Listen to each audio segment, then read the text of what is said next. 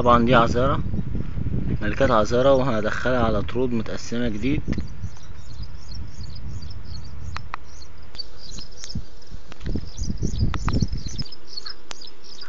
طبعا العذرة دي زي ما احنا شايفين هدخلها على الطرد الجديد ده لانه مفيهوش ملكة، وانا اخدت الملكة في الخلية في الطرد اللي قسمتها 2، في الخلية التانية اخدت فيها الملكة، ودي ايه بدون ملكة.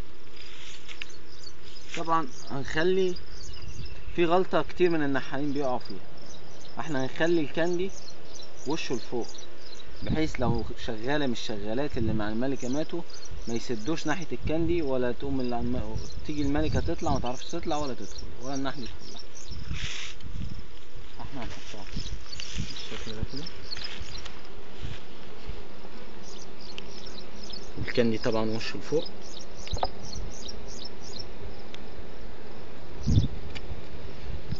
طبعا النحل هيبدأ ياكل الكاندي من الناحية ديت، ومن الناحية الجوانية الملكة والشغالات بتوعها هيبتدوا ياكلوا، فهيتقابلوا في النص، يكون النحل بدأ يتعرف على ريحة الملكة وياخدوا على بعض مسافة ما العذرة تطلع.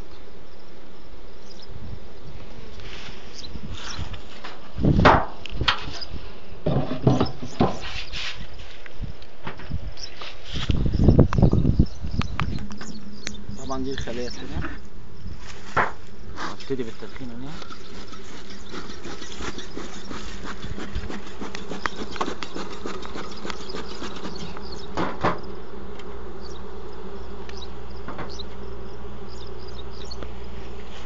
هنجيب طبعا عذرة تانية وهنبتدي نحطها في مكان مناسب. طبعا الكاندي لفوق زي ما احنا عملنا في الخلية اللي فاتت.